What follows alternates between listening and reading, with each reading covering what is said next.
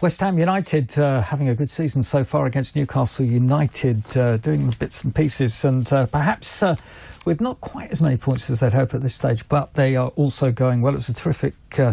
was it a terrific game? I thought it was a good game, to be fair. I thought the West Ham opening goal was a very good one as well, real team effort as well. It was finished 2-2. Let's talk to Sean Whetstone, the West Ham blogger, and to Steve Wraith from Newcastle United Football Club Matters, of course. So, gentlemen, very good evening to you. I'm going to start with the home club. Sean, I'm going to start with that first goal. I mean, Paqueta was fantastic.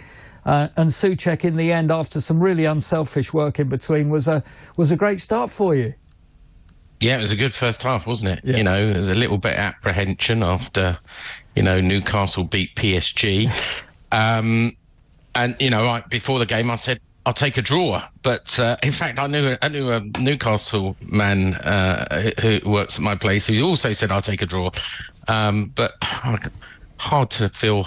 A little bit hard done by, I think, this evening. But, the first half, I thought we played really well. And as you say, Paqueta's goal was great, and he's really showing his value and his skill, really, in the Premier League now, among everybody else, second half Kudus and, Alvarez. And, we've just, I don't know if you can see the guy behind me, but we've done all right without this guy behind me. You have done all right without him. There's no doubt. Just quickly before I come and speak to Steve as well, you mentioned without him, you mentioned Kudus as well. That's an important first movement, yeah. So off the bench as well, and the goal for him at the end.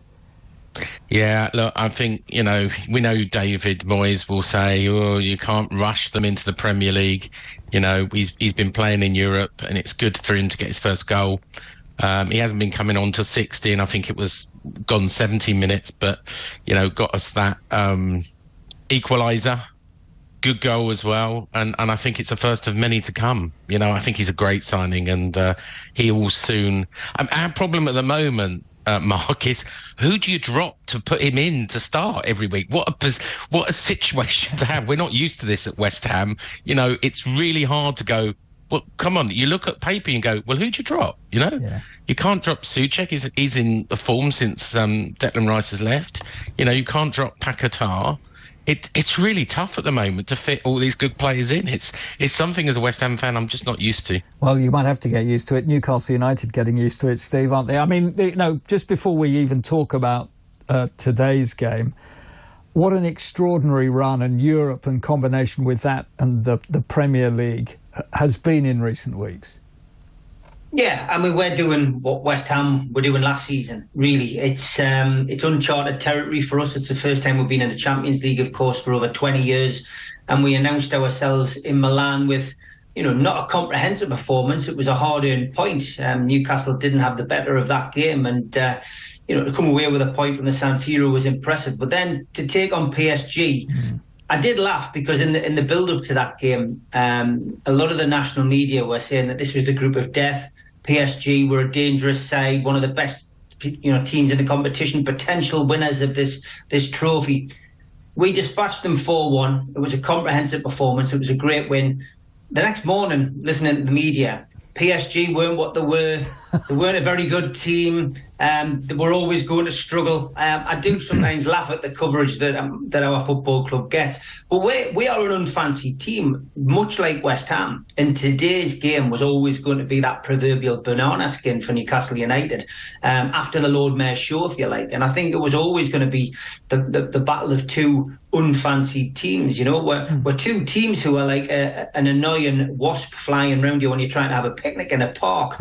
And it was I enjoyed it. It was a good game. It was a game. It was a game of two halves. The first half, I thought West Ham dominated. Should have been clear, really.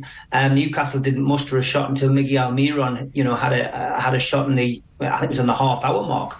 But then when we got to the second half, it was like a team change. There was a tactical change. He changed Longstaff and Tonali, and that really just freed up Longstaff to do what he does best. He's one of the best box-to-box midfielders at this moment at our club, but also in the Premier League. He's got to be knocking on Gareth Southgate's door, and he covers at least, I think it's 10 kilometres in each game. But he brings brings something so different to Newcastle United's team. He's been the glue, really, that's pulled the midfield together, which was misfiring a little bit in those opening few games. So for me, I was happy with it. Yeah, it's interesting to hear the West Ham fans say exactly the same. He would have taken a point.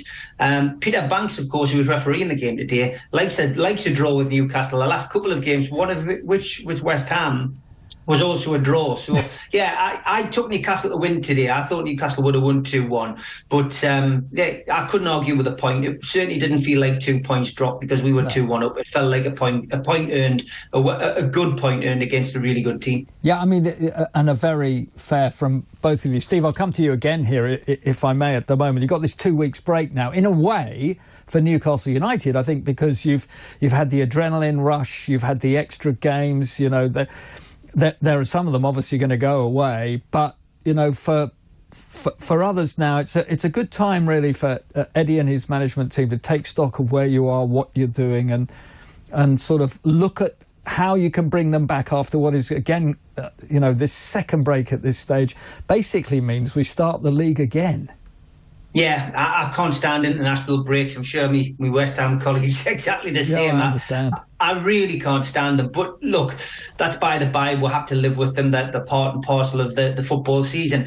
I'm looking forward to players getting that time to have a little bit of recovery. Callum Wilson's got a wonderful record against West Ham. I think most of us were hoping he would be past fit. He was fit enough to be on the bench. Would have been nice to see him play today and continue his run against the Hammers, but he's been nursing a hamstring injury. Joe Linton didn't make it into the squad today, and he's a big player for us. And of course, the guy who we've spoken about a few times on Talk TV on this show has been Anthony Gordon, who's been a revelation. And of course, he was serving a 1-match suspension today. So, for me, it's a chance for those players to recover. Sven Botman, who has been like almost never present in that back four, has been replaced with Jamal Lascelles, who at times have been a bit of a laughing stock amongst our supporters. He's come in and done a great job. So we'll get players back. It's a couple of weeks rest for those players, but then we're back into the thick of it again. We've got a fixture list of 4 or 5 games in a row. Getting through to the next round of the Carabao Cup now means we've got to go to Manchester United. We've got Dortmund in the Champions League at home. It's exciting though. This is why last season was so important. We've got a great opportunity to progress, hopefully, in the Champions League now, and it'd be nice to beat Manchester United at their place. Oh, you make some great points there, Steve. And for you, Sean, as well, with West Ham and the trip and run you've been on in Europe as well. You can't swap these things for anything. You've just got to go with it all. You can't. I'm just going to mention, by the way, to Steve, Wilson did come on as a sub. He didn't score. Maybe that's the end of his run now. Right? He did come on. Don't think we didn't notice. He did come on. He didn't score.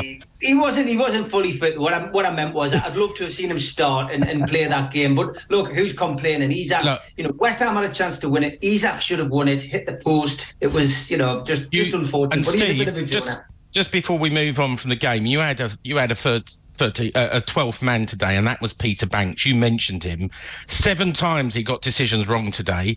Bruno should have been sent off for a second yellow. I'm hoping you'll agree with that. He got a bit volatile. Lascelles rammed into Paquetá with his elbow, wasn't booked. Almiron didn't get was making yellow card things. We got booked for that. You didn't get booked for that. He's not consistent. Antonio flag went up, wasn't it? And the main one was the first goal where you equalised. That was never a free kick. I'm sorry, all day long. So you've had a 12th man today, and you should be thanking, for your point, you should be thanking Peter Banks for gifting you a point today. And I'm glad I've got that off my chest now. It's absolutely fine. But I need a good reply from you here, Steve. Yeah, Peter Banks had a great game today. He was man of the match for me, but certainly with the Bruno incident, because you're right, Bruno could have gone. In another game, he could have gone. But I think for me, I think the overall performance that Newcastle put in the second half was worthy of the point, 100%. And I don't think anybody could complain. And of course, as we know, these things balance themselves out over the course of a season. That's always the good football get out, isn't it? Well, it is. And actually, there was a brilliant piece on social media under the cosh. It was all to do actually with the other side, just down the road from you guys in the northeast, Sunderland, of course, who reckon that they got an absolute stinker of a decision. But one of the lines that I thought, and we're going to be talking to Keith Hackett and others in the middle hour about this too, is that there was from this was a really good line. The referee's ability to behave like normal human beings has now sort of gone because they're under so much pressure with now using something that they can't make a decision and that thing can't make a decision either. I think it really would be better at the moment, we've been saying it so much on here, just to let the referee and the assistants do their job. You've got goal line technology, get rid of the rest until they can really sort it out, whether that means bringing in that close offside decision-making kit as well. But and let's just carry on because it's just not working. Who wants to go first? I'll give West Ham United because you've been moaning all the way on this one. No, sure. I think you're right. I mean, look, I don't think it'll be easy to go, let's get rid of VAR. Technology's here to stay, right? Yeah. But it's not what we envisaged. We as football fans, right? We're at the ground. I'm at the ground. You don't know whether to celebrate. It was the same with Newcastle today. Both their goals, the first goal was VAR, and they sort of celebrate and they stop and they look up at that VAR and then a second celebration. It's not the football we knew in the 80s and the terraces. And it spoilt it a bit because even the players don't know how to celebrate. But I think you're right. They are humans. Peter Banks does make mistakes and the rest of the referees, letting them make mistakes. As Steve said, they probably work out if in the old days, right? So if you've got a decision against you, you've got a decision for you. At the end of the season, it works itself out. Yeah. So what has VAR really brought? It's just brought more controversy. Yeah, I'll tell you what it has done. It's brought more controversy because we're still not quite clear at the moments of goals or penalties. There is. I firmly believe that the referees are under so much more pressure now because they daren't really make the decisions because if every decision they make is then turned over, I presume I'm going to ask Keith Hackett this later on that they're still getting marked as referees. Well, if I was a referee getting marked, I'm not going to make any sort of decisions if I can go to VAR all the time, whether that gets it right or not, because that keeps me in my job. Yeah, I agree with you. I mean, look, I said the other week when I was on that I do feel that, they should pause VAR and people should be retrained. And I think the laws are too confusing. They seem to make changes for change's sake. And, trying to explain certain rules and regulations now is impossible. There's certain rules which are in the rule book which just don't get applied anymore. I mean, anyone remember the 6-second rule? Yeah. It just gets completely forgotten and we just move on. The technical area rule that was brought in this year is being completely ignored by all managers now. We were said that was jokingly, tongue-in-cheek, that was aimed at Eddie and Jason Tyndall. But in the grand scheme of things, everyone's just ignoring it. So there's another rule that's just been brought in that managers ignore. And players do the same, but the VAR situation, until it's reviewed and changed, then, we're always going to have these mistakes and it will balance itself out over the season. But the whole point of bringing VAR in was to stop that, to stop us having all of these moments where we can complain about a team getting relegated because a certain decision was wrong during the season, or a team not winning the league because a certain decision didn't get given. But we're still in the same boat, unfortunately. All that money spent on this system and it didn't work. And what I still would love to know, what on earth in that Liverpool Spurs game they were distracted by? What were they distracted by? Were they watching the Ryder Cup? I've got no idea what was going on that particular day, but that's brought it to the forefront. Now we've seen to have brushed that under the carpet. Here we are in another Premier League weekend.